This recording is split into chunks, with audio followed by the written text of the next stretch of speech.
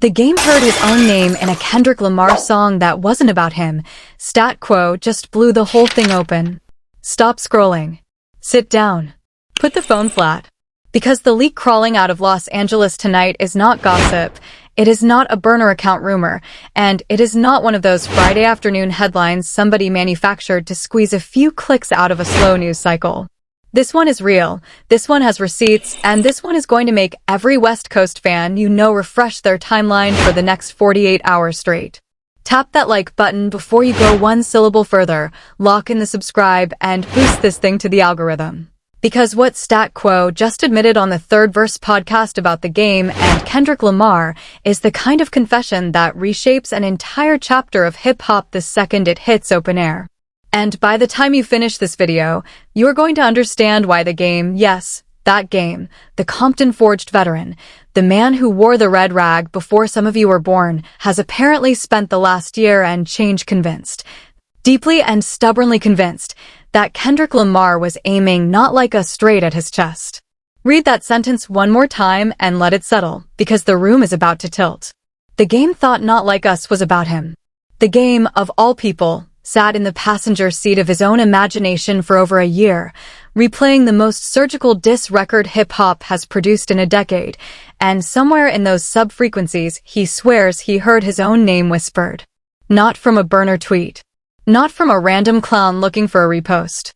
From Stat Quo, the man who has been close enough to Kendrick Lamar to text him about the state of his own conscience. Sitting on the Third Verse podcast next to Justin Hunt and calmly telling the planet that he has been serving as the unpaid emotional handler trying to walk the game back from a beef that only exists inside the game's own skull. The instant that clip left that studio, every West Coast timeline froze mid-scroll because nobody was ready to hear that one of Compton's own signed veterans has been quietly, privately, obsessively convinced that the loudest coronation record of the modern rap era was engineered to bury him. Say it slower.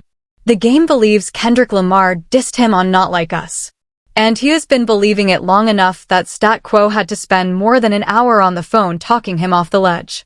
Before we walk any further into this haunted house, understand the exact shape of what is being alleged, because the shape is what makes this so uncomfortable. Not Like Us is not a subtle song.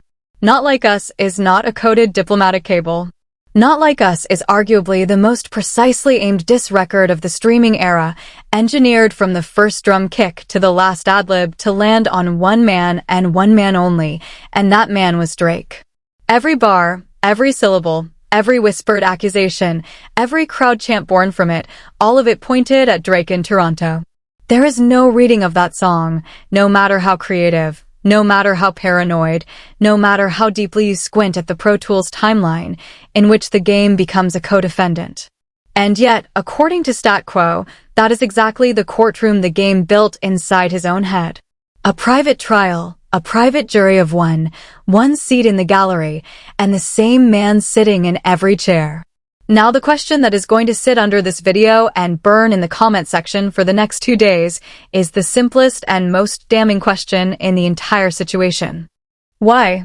Why would a Compton legend hear a song aimed at a Toronto rapper and decide, in the private theater of his own self-importance, that the crosshairs were on him? Real talk without the sugarcoating. The answer everybody in Los Angeles is quietly nodding at right now is the kind of answer that stings. The game has spent the last several years leaning harder toward Drake than toward the West Coast bench he was born on. That is not gossip. That is the collab list. That is the studio time receipts. That is the birthday post pattern. That is the loyalty math you can do on your fingers. And when you spend that many hours standing under Drake's umbrella, sooner or later you start to catch the raindrops that were never falling on you. That is not a shot at the game's friendships. That is a diagnosis of the corner he chose to stand in. Because in a rap war this big, geography stops mattering. Proximity becomes the only truth on the board. And once you accept that Kendrick Lamar's aim on Not Like Us was one man, then the entire audience Drake was standing near becomes the collateral shadow. The game, whether he wants to say it out loud or not, knows exactly which shadow he was standing in when the song went off. But zoom in for a second, because before we crown that theory as scripture, Stat Quo actually named the specific trigger, and the specific trigger is what turns this from a rumor into a psychological case file. Stat said on the record that the reason the game convinced himself Kendrick Lamar was aiming at him is that Not Like Us opens with the phrase, "I see dead people." That is the line that woke the game up in the middle of the night. That is the line that flipped the switch inside him. Because if you go dig through the game's own catalog, you will find the exact same phrase, "I see dead people," sitting at the front of one of his own records. And in that record, the game says it while calling out Drake by name. Yes, you heard that correctly. The game, years ago, dropped that same phrase before dropping Drake's name in the same breath. So when Kendrick Lamar used that same phrasing to open a nuclear strike aimed at Drake, the game apparently decided the karmic dominoes were tipping in his direction. That single sentence became a mirror for him. And what the game saw staring back was his own reflection, painted over Kendrick Lamar's canvas. Now here is the part that turns this from an accusation into a comedy sketch, because when the pop-out actually happened, the Juneteenth coronation, the West Coast Unity Flex, the moment Kendrick Lamar planted his flag on the throat of the industry at the Kia Forum, the person on that stage who actually said, "I see dead people," out loud was not Kendrick Lamar. It was Dr. Dre. Yes, Dre, the living blueprint of West Coast hip-hop. The man who literally signed the game to Aftermath. That is the man who uttered those 3 words at the crown jewel moment of Kendrick's victory. So if the game wants to hear his name buried inside the phrase, "I see dead people," he is not just accusing Kendrick Lamar of some kind of sub-frequency warfare. He is accusing his own godfather of pulling the trigger. Sit with that. That is not paranoia anymore. That is a full-blown center of the universe complex, and it only deepens when you remember that Dre and Kendrick Lamar have been building their alliance out in the open for over a decade, with the game on the outside of that inner circle politely clapping from the aisle at every award show. Hold the phone, because Stat Quo did not just drop this bomb once. He dropped it multiple times in multiple contexts on that third verse recording, and he described it as an ongoing, exhausting, private tug-of-war between him and the game. He said, and I am paraphrasing him tightly, that he has been the game's conscience for years. He has been the man in the group chat telling the game, "Bro, put down the phone. Do not post that. Do not record that. Nobody is talking about you." He described a specific night at the FYF festival, the Visionaries moment, where he and the game argued inside a bathroom stall while an entire conference was raging on the other side of the wall. And what were they arguing about?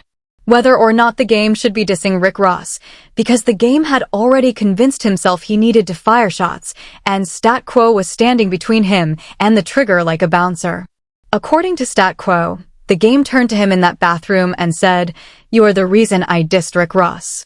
Stat's response, according to his own retelling, came back ice cold. "No. I told you not to say anything. Nobody was talking about you. That is not a story about a rap beef. That is a story about a man who hears his own name in every song that plays in the car." And Stat Quo, credit where it is due, has been eating that phone bill for years without ever selling the drama for a headline until now. This is where the pattern breaks the surface, because Not Like Us is not the first time the game has heard his name inside a Kendrick Lamar record that had nothing to do with him. Stat Quo went further on the Third Verse podcast. He said that when Kendrick Lamar dropped the Heart Part 4, the record that most of the internet correctly read as an opening warning shot aimed at Big Sean, the game pulled Stat aside and asked if that record was about him too. Yes, that happened. According to Stat Quo, he actually had to walk that question directly to Kendrick Lamar and ask whether the Heart Part 4 was aimed at the game. And Kendrick Lamar's response, according to Stat, came back flat, puzzled, and dismissive. Man, I would never diss him. What is he even talking about? 2 different songs. 2 different eras. 2 different Kendrick Lamar records. And in both cases the game convinced himself he was the invisible bullseye. In both cases, Kendrick Lamar had to be pulled into a side conversation just to confirm what everybody else in the room already knew. He was not thinking about the game at all. Not once. Not for a bar. Real talk, without the diplomacy, at some point that stops being a coincidence and starts being a diagnosis. Because when a grown man hears the same accusation in two different songs that the rest of the country hears normally, and then walks out of the room believing that the artist was whispering about him underneath the mix, that is not deductive reasoning. That is projection. That is guilt hunting for a mirror. That is the sound of a man auditing himself in the dark. Because if you are that quick, that reflexive, that pre-wired to think Kendrick Lamar is coming for you, then somewhere inside your own memory there is a receipt that keeps buzzing in your pocket. Nobody hears the same accusation in two unrelated songs unless there is already an accusation living inside them. And the older that receipt gets, the louder those songs sound in the headphones. That is not a rap fan being clever. That is a rapper being haunted. And this is where you cannot dodge Drake, because you cannot untangle any of this without dragging Drake into the frame with both hands. Drake and the game are close. Not friendly close. Not label close. Close. There is footage of them shooting the 100 visual together in Compton on June 16th, 6 of 16, a date that shows up in Drake's mythology like a fingerprint on a smudged glass. That is not a casual coincidence. That is a stitched relationship, built in public, on purpose, at a very specific date and a very specific mile marker. And in Compton, in Los Angeles, in the specific hallways where reputations are still built by proximity, being that close to Drake in the middle of the biggest hip-hop war of the century is not a neutral posture. It is a declaration. It is a lean. It is a signal that everybody with two ears has already noticed.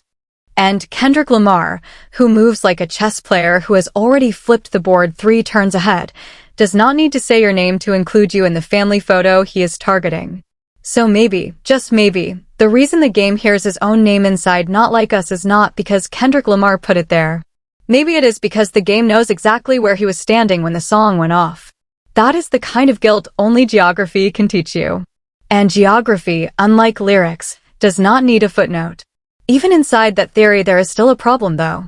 Kendrick Lamar's own words, filtered through Stat Quo, are calm, direct, and completely unbothered. According to Stat, Kendrick has said more than once that he would never diss the game, that he genuinely does not understand why the game is even thinking that way, that the record was aimed at Drake and only at Drake, and that if he had wanted the game in the crosshairs, he would have put him in there by name. Full stop. Door slammed. That is Kendrick Lamar's position. That is the response. That is the shutdown. And still, the game keeps opening the door.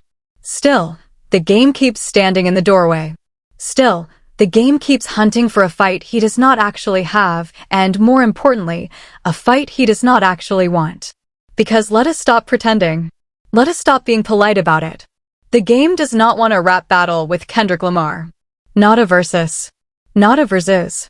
Not a mixtape war. Not a diss ladder. Not a booth. Not a stage. Not a hook trade. Nothing.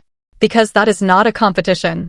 That is a coronation ceremony waiting for a body to lay across it. And every rap fan with a working pair of ears already knows which body is auditioning for that role. The gap between the game and Kendrick Lamar in this current era is not a debate topic. It is not a hot take. It is not something you can gerrymander with nostalgia and a couple of documentary references. Kendrick Lamar is on a run that historians are going to be arguing about 20 years from now. He redrew the borders of the genre. He turned the diss record into something closer to a legal prosecution. He turned Not Like Us into the single loudest anthem hip-hop has generated in a decade, and then he turned it into a Super Bowl halftime moment that pulled North American television numbers people forgot rap could pull. And the game, respect where respect is due, is a decorated Compton lifer with a documentary that is always going to sit inside the Los Angeles canon and a run of albums that mean something to a very specific stretch of the 2000s. But the tier he is currently rapping in is not the tier where Kendrick Lamar breathes. That is not disrespect. That is a scoreboard. That is a Billboard chart. That is a stadium receipt. That is why the actual matchup on the horizon for the game is not Kendrick Lamar at all. It is YG. And even that versus, the one already circled on the Coast's calendar, is a debate inside its own weight class. Cash in on that fight and stop dancing around the other one, because the game versus Kendrick Lamar is not a photo finish. It is not even a photo. It is a landslide with the polls closed before the doors even opened. Any honest observer of this culture, regardless of coast, will tell you the same thing off the record once the cameras go dark. Here is where the room tilts one more time, though, because if you actually sit with everything Stat Quo laid out on the third verse recording, a very specific shape starts to form. The game does not sound like a rapper who is being provoked. The game sounds like a rapper who is waiting to be provoked. He sounds like a man scanning the airwaves for a reason to swing. He sounds like a man who wants anybody, from the West Coast to hand him a target. And because Kendrick Lamar has flatly refused to become that target, because Kendrick Lamar has publicly relayed through his inner circle that he has no interest in dissing the game keeps trying to draw the outline of the target himself. The Heart Part 4 becomes a diss. Not Like Us becomes a diss. Every ambient Kendrick Lamar drop becomes a diss, because the alternative, the truly humbling alternative, is admitting that Kendrick Lamar is simply not thinking about him at all. And that, for a rapper whose entire brand has been built on being the loudest name in the room, is a harder pill to swallow than any diss track could ever be. Silence, inside the hierarchy of rap disrespect, is the most surgical weapon of them all. It is quieter than any bar and it hurts twice as long. That right there is the tell. That is the crack in the paint. That is the center of the universe complex we keep circling back to, because a man who is genuinely at peace with his position in the culture does not turn every song he hears into a mirror. A man who is genuinely at peace with his catalog does not need to manufacture a war to feel relevant on the timeline. And the game, for all the shine, for all the plaques, for all the tattoos, for all the well-earned Compton stripes, has been doing the emotional labor of a rapper who is trying to prove he still lives on the same block as the throne. Step off the porch and just say it out loud then. If you want smoke with Kendrick Lamar, put his name in a booth. Send the record. Book the studio time. Print the merch. Do it. Because pretending to be offended by songs that were never about you is not confidence. That is the loudest possible form of insecurity dressed up in a chain. And the culture, as forgiving as it can sometimes be, has always been able to smell that particular perfume from a mile away. In fairness, and this is the part where honest reporting has to breathe, Stat Quo himself made sure to say that this is not a public feud. Stat said on record that he loves the game.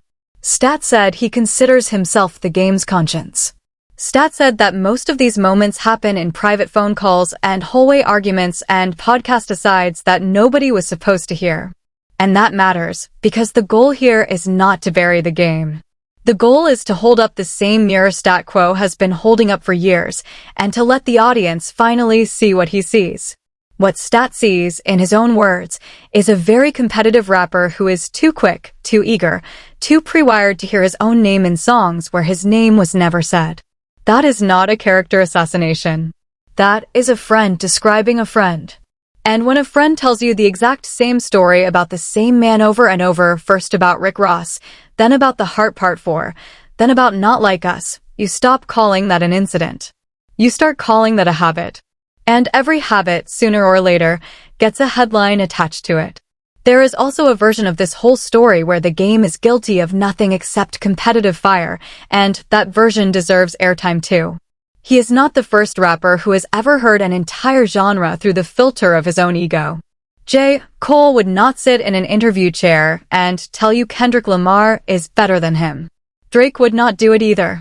Jay-Z, Nas, Andre 3000, none of them would ever stand at a microphone and hand the crown away on the record. That is not a flaw of the game.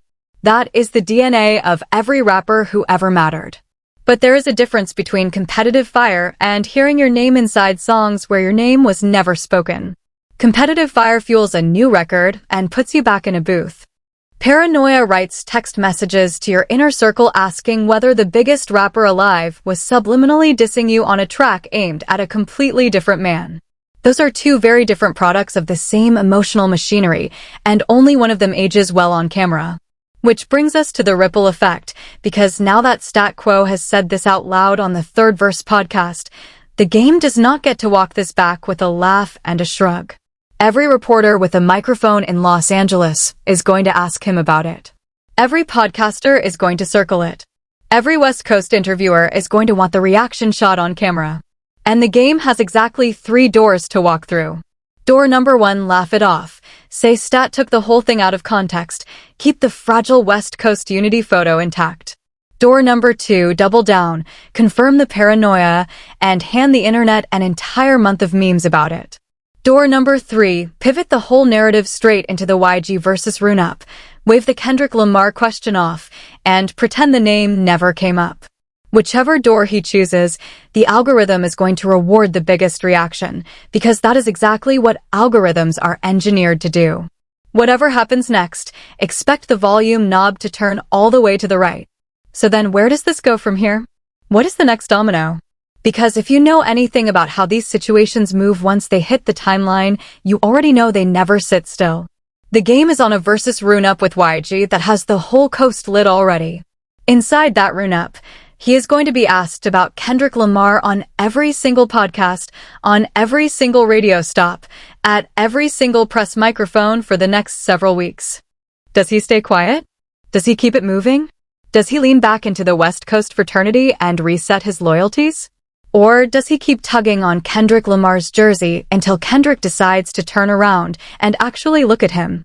Because if Kendrick Lamar ever decides to turn around, the conversation stops being a conversation. It becomes a closing statement. And that closing statement will not need "I see dead people" at the top of it. It will need exactly 1 bar with the game's actual name inside it, and the rest of that record will write itself in the studio in under an hour. That is the ledge Stat Quo has been trying to keep the game away from for years. That is the pressure Stat has been trying to defuse over the phone. And that is precisely why Stat Quo, in the middle of the biggest hip-hop feud story of the year, decided to put this story on the Third Verse podcast in the first place.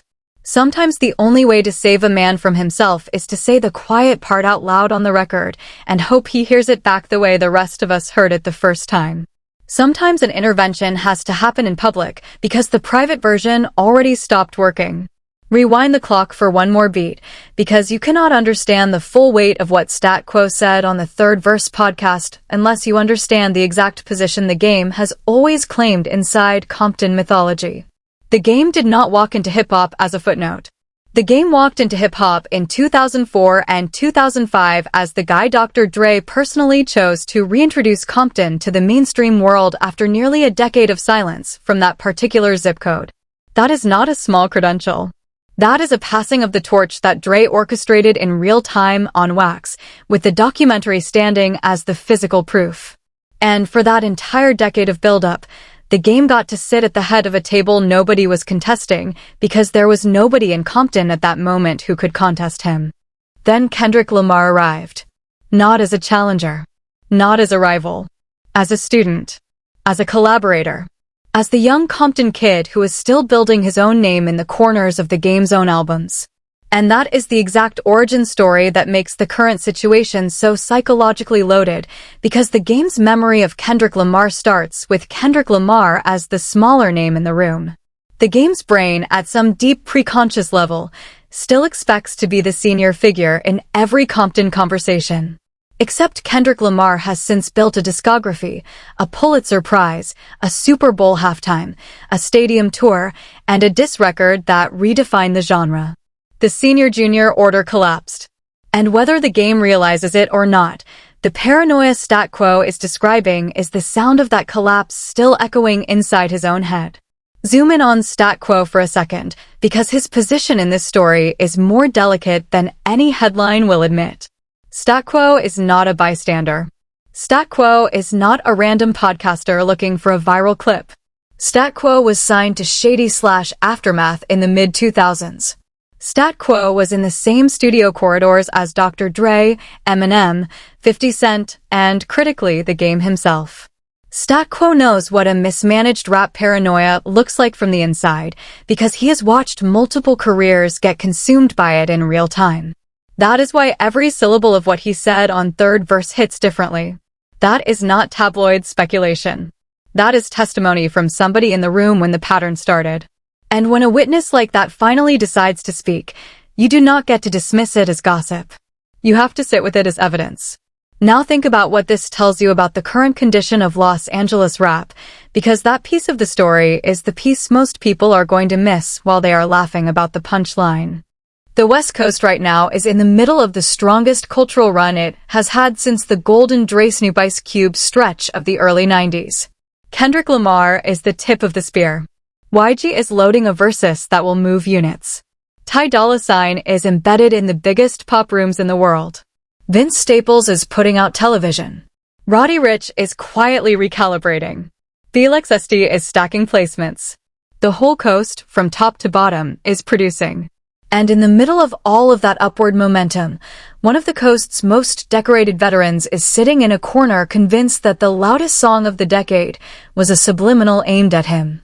That is not a small footnote. That is a friction point that could genuinely warp the coast's unified moment if it is not defused early. That is why the timing of Stat Quo's confession matters.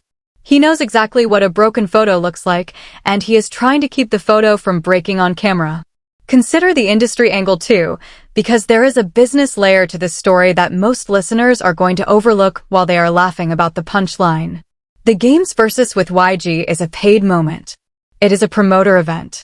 It has a ticketing structure, a sponsorship layer, a merchandise pipeline, and a streaming component. Everything about how the game manages the Kendrick Lamar question over the next 30 days directly affects how that versus performs at the gate. If the game leans into the paranoia narrative, he risks alienating the West Coast fans who see Kendrick Lamar as untouchable, and he shrinks his own room. If the game pivots away from it cleanly, he keeps the room warm, and he keeps his gate healthy. Stat Quo's confession on third verse just handed the game a business decision disguised as a personal decision. That is why the timing matters so much. That is why every publicist on the West Coast is already drafting responses right now, whether their client is directly involved or not. Nobody wants to be the collateral casualty of a Kendrick Lamar aftershock, and Not Like Us has been generating aftershocks for 2 years and counting. There is also the Drake angle that nobody is fully processing yet, and it deserves its own spotlight. Because if the game is convinced that Not Like Us was aimed at him, then somewhere inside the game's own head, he has already accepted a very specific idea, that his loyalty to Drake was public enough and visible enough to make him a legitimate co-target of the same record.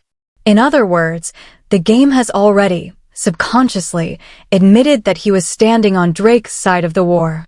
That is the tell inside the tell. That is the confession hidden inside the accusation. The game is not just saying Kendrick Lamar dissed him. The game is quietly admitting he was standing close enough to Drake to feel the shockwave when the record hit. And once you notice that, the whole story reads differently. It stops being a paranoia story. It becomes a loyalty exposure story. And in hip-hop, loyalty exposure is the kind of story that follows a rapper for the rest of his career, even when nobody says it out loud.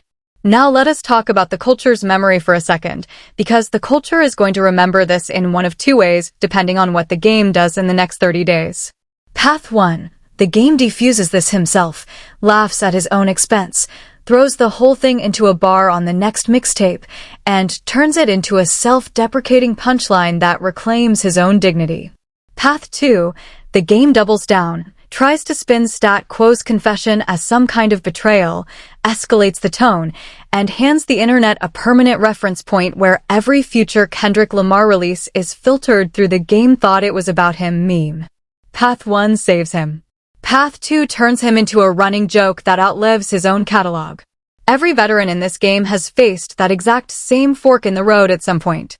Not every veteran has survived it. Ask Ja Rule. Ask any number of ghosts who let a bad meme write their obituary before they were ready to retire. Sit with the deeper irony for a beat here, because the deeper irony is what makes this whole story cinematic. Kendrick Lamar's entire body of work is obsessed with paranoia, mirrors, the split self, the shadow, the moral ledger of the artist. From Good Kid, Mad City all the way through to Pimp a Butterfly, Damn, Mr. Morale and the Big Steppers and GNX, Kendrick has been asking one recurring question. What happens to a man when the outside voice and the inside voice stop matching? And now here we are, watching a rap veteran act out that exact question in real time, standing outside the church of Kendrick Lamar's discography, insisting the sermon is about him. If Kendrick Lamar had storyboarded a real-world case study to accompany his own thematic obsessions, he could not have written a cleaner one than the one the game is currently living inside. Life imitates the concept album. And the concept album, unfortunately for the game, keeps winning. The comment section of every podcast that plays this Stat Quo clip is going to divide into 3 camps by tomorrow morning, and you can already predict them. Camp 1, the sympathizers, who will argue the game is being unfairly dragged and that Stat Quo should not have aired it publicly. Camp 2, the roasters, who will milk the paranoia for every meme frame it is worth. Camp 3, the analysts, who will use this as proof that Kendrick Lamar's cultural gravity is now so large that even veterans who were never mentioned in his songs are pulled into his orbit by pure proximity to Drake. All 3 camps are going to be right about something. But the third camp is going to be the most right, because the third camp is the one that actually names the era we are living inside. This is the Kendrick Lamar gravitational field. This is the point in the culture where you cannot be neutral about him because his mass is too large. Every rapper is either orbiting him, fighting him, or getting flung out into the outer dark by his pull. The game, based on Stat Quo's testimony, is stuck somewhere between the orbit and the flung. Look at the deeper receipt for one more beat, because Stat Quo dropped a smaller detail on the Third Verse podcast that most listeners are going to miss on the first pass. He said that in the middle of one of these late-night conversations with the game brought up how many times he has helped push Compton, how many times he has repped the coast, how many times he has been in the trenches for Los Angeles rap culture, and how it felt personal that Kendrick Lamar would supposedly aim a shot at him after all of that. Read that carefully, because that is the entire fault line laid bare in one sentence. The game is not really asking whether Kendrick Lamar dissed him. The game is asking whether the coast still owes him something. He is asking whether his position at the table is guaranteed by seniority or whether it has to be re-earned every cycle. And the honest answer, the answer nobody wants to say out loud on a podcast, is that in modern rap, seniority guarantees you a mention in a documentary and a decent turnout at a versus. It does not guarantee you a seat at the current throne. The current throne is Kendrick Lamar's, and the current throne is guarded by his silence more effectively than any bodyguard could ever guard it in person. That is the part that has to sting the most, if you are being honest. Not the specific accusation. Not the misread lyric. Not the paranoia. What has to sting the most is the silence. Because Kendrick Lamar has never publicly acknowledged the game as a competitor, as a threat, as a peer in the current era, or as anything worth aiming a record at. That silence, over the last several years, has been louder than any diss line the game could ever hope for. And that is what Stat Quo, whether he meant to or not, exposed on Third Verse. The game is trying to make Kendrick Lamar's silence into a diss, because the alternative is admitting that Kendrick Lamar's silence is worse than a diss. It is dismissal. And dismissal, in this genre, is the closing verdict. So here is where I leave it with you, because it is your turn to sit with it. Do you believe the game genuinely thinks Kendrick Lamar was dissing him on Not Like Us? Or do you think Stat Quo is exaggerating a couple of private phone calls for the sake of Third Verse podcast numbers? Do you think this is projection, jealousy, guilt, or straight center of the universe energy? Or do you think there really is a buried subliminal in that record that only somebody standing next to Drake could hear? Because there is a version of this story where the game is a paranoid Compton loyalist who has been marinating on the wrong end of a rap civil war and slowly losing perspective inside his own group chat. And there is a version where the game is a rap veteran who genuinely feels iced out and is doing the only thing an iced out rapper knows how to do, read tea leaves in the dark and hope one of the leaves points at him. I know which version I lean toward. I think this is a full-blown center of the universe complex, with a Drake-shaped shadow stretched across it and a Compton receipt buzzing in the back pocket. But drop your temperature in the comments below and tell me where you land. Tell me whether the game is being provoked or whether he is provoking himself. Tell me whether the YG versus is going to detonate this whole storyline or whether it is going to seal it. Tell me whether Kendrick Lamar is going to acknowledge any of this or whether he is going to keep doing what he has been doing for 2 years straight, which is treating the game like an unopened voicemail sitting at the bottom of a full inbox. At the end of the day, This is the part of the culture Stat Quo just cracked wide open on third verse. And this is the part of the culture that gets buried under a fresh Monday morning headline cycle unless we sit with it long enough to actually see it. So sit with it. Watch the game's next interview with sharper ears. Watch the YG versus press run with sharper eyes. And listen to Not Like Us one more time just to remind yourself that the loudest diss record of this generation was surgical, was focused, and did not once mention the game by name, by nickname, by hometown, by tattoo, or by red rag. If you are still hearing your own name inside that record after all of this, that says something about you. It does not say anything about Kendrick Lamar. Salute to Stat Quo for keeping the receipts. Salute to Justin Hunt and the third verse team for holding the mic steady long enough for the truth to fall out. If this whole breakdown made the picture click for you, run it back one time, share it with somebody who still thinks the game and Kendrick Lamar belong in the same weight class. And stay locked in with this channel because the next chapter of this Compton story is loading faster than any of us are actually ready for it to load. Tap that like. Lock in the subscribe, boost this thing up in the algorithm while you are here, drop your take below, and stay awake out there, because the timeline never sleeps and neither do we.